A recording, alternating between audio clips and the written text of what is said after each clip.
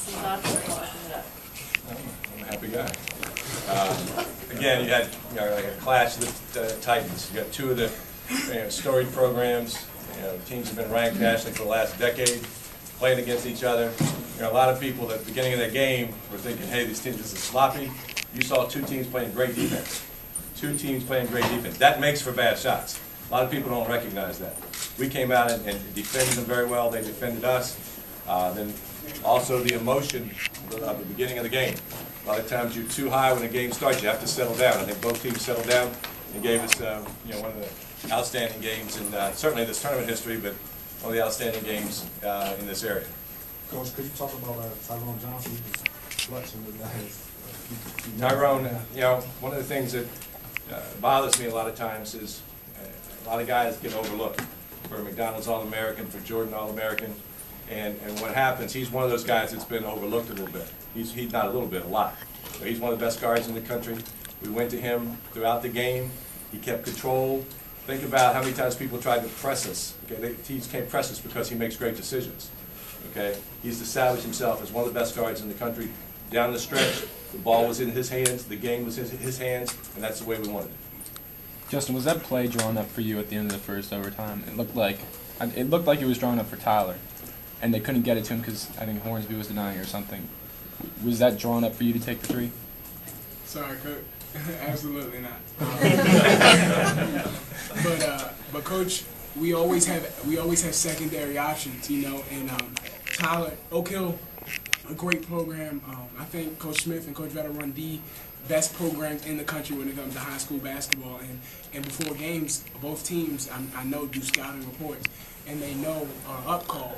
And Tyler came off, and I read that they were cheating the screen that I'm to give to Tyler, so I didn't want to get caught for an illegal screen because that would have been bad for us. So I opened up, and the second option was for Tyler to catch it and give it to me, but Tyler was denied, so it was a clear path for Kevin to get it to me. And I must say that's the biggest shot of my life, and I give all, like I say all the time, I give all the credit to my teammates because without Kevin's eyes, I wouldn't have been able to hit it. He was the second option of the play. He's the guy that sets the screen for Tyler. They knew the play pretty well because Tyler's our best out three-point shooter, and he's supposed to slip for the corner, and he would have been the second option regardless. Okay. Did it feel good the whole way? You left your hands and. Actually, the ball, he got his hand up, and it was a great contest. And the ball actually rubbed off of his hand a little bit, and I think that helped me. The shot was all net, and I think that helped me because it took just a little bit off of my shot. So I think if I shot it, may have been a little too far, but with the help of his hand, went in on that. So luck favors. Coach tells us all the time, luck favors the prepared mind, and when we prepare for these type of moments, in practice we go through these situations being down. Like the green team, we always get upset because we always start off being down 9 with 15 seconds left. It's like, how do we do this, And that's what it does to prepare us for these type of games. And like I said, Coach, with the great calls he called tonight, and Tyrone, great game. Everybody played great. It just feels good. Tyler, you struggled for most of the games to get a big three in that second overtime. Can you talk about the momentum that kind of gave you to? Yes, my teammates were just telling me to keep shooting.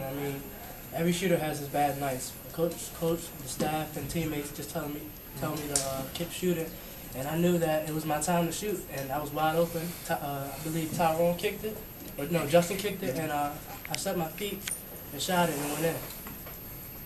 Tyrone, you got your first points with about 36 seconds left before halftime. You really seemed to orchestrate the offense, let the flow of the game come to you, but in those decisive moments, you really took control and exerted your will on the game. Just talk about how you were processing the information as the game was going, and at what point did you decide to kind of turn it up a little bit and make a difference? The first half, I was struggling a little bit. I think I was rushing myself. I remember going into the halftime, and I was kind of down on myself. But my teammates helped me out. They said, Ty, you're going to lead us to this victory. And coming into the second half, my job was to just set everything up. Help my teammates get in the right places at the right time and step up in like the last few minutes. And I think that I did that. Stu, was there any point in the game where you thought, I've seen this in the league before? You mean double overtime? Yeah. Like I said, we've had so many great games with Oak Hill over the years. But we did talk in the huddle. We've been there before. We've been into overtime. When they had a chance in the last 2.3 seconds left or whatever, we told them, we'll just go into overtime. We've won overtime games all year. And we're prepared for overtime games. And like Justin was saying, we work on situation drills every day. Overtime situations, last-minute situations. We knew what we were going to run. It's just a matter of executing it and hoping we have the good fortune that things work out.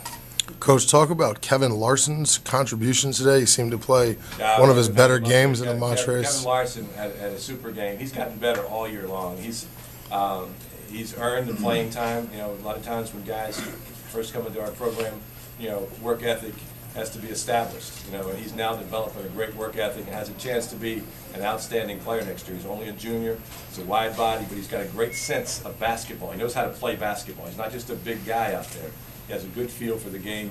He's an excellent passer. People don't realize he's a very good passer, and he's got great hands also. So he gave us a tremendous lift, especially with some of the foul trouble we had. Cedric Blossom had 3 fouls, and he was struggling a little bit, so Kevin gave us a big boost off the bench. Coach, did you feel Coach, what about Mr. Carrera at the end of the road here? Talk about his contribution, not being the biggest guy on the floor, but if you look at the stats, you might think that he was. Well, he may not be the biggest, but he plays the biggest. And it's amazing. He's an amazing rebounder. I said this yesterday. I've had a few great rebounders. George Lynch, years ago when I was at Flint Hill, was just a super rebounder. Went to North Carolina, won the national championship and all those kind of things. Played 12 years in the NBA. Was a rebounder very similar to Michael, a guy that just happened to be at the right place at the right time. When he gets his hands on the ball, he's got the rebound. And he's a tremendous competitor. Tremendous competitor. His energy's out there is tremendous. He plays hard. He does everything to win. He loves winning. He loves playing, practicing hard. But the hands and the rebounding are a special trait. Okay, I haven't coached a better rebounder in a long, long time. And we've coached some great players. So he's right there with those.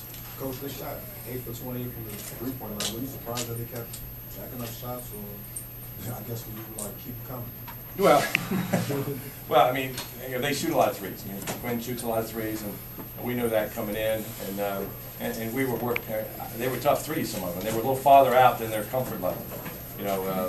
We tried to push them out. We came out what we call our 21 defense, which is a sagging type man-to-man last night, but tonight we came out trying to put pressure because we knew they would hit the threes, and they did an outstanding job defensively, defending the ball screens out front. Ty did a great job on Quentin Cook, using his height and reach, and they had a similar performance last time against us. Last time we played it, I think Quentin was 9 for 27. Okay, and he's a great player. So we knew they were going to put up the threes. We just had to contend with them and make sure we got the rebound. Can you talk about your matchup with Cook today? Quinn's a good player. I give credit to him. I came to the game not worried about a matchup. I came in to win. And I believe my teammates helped me out to do that. So. Coach, I have a question actually speaking of Quinn Cook. I don't know if anybody asked about the injury, of course, to Carmelo when he hit the floor pretty hard and he was down for maybe 15, 20 minutes. So what did you think about when Quinn came right up to Carmelo and just hugged him and hoped that he was okay? Well, I mean, I think you saw that, a lot. I mean, these two teams are great teams. We're used to playing each other. I mean, and a lot of guys have friendships. I mean, Justin played with Quinn on the USA national team or USA team. So, they don't want to see anybody hurt. And Carmelo's a good guy, plays hard. The finger went into his eye and scratched the eye, so that's why we're being very careful with it. I think he's on the way to the doctor's office now to get it double checked because it was scratched. It was like a finger all the way up into the eye. He's seeing okay, and he'll be fine, I think, but it's important that he get it checked out. But yeah, I think that's, again, when you have two great teams, that was a great basketball game. Anybody didn't enjoy that game, just go take up another sport. That was a great basketball game.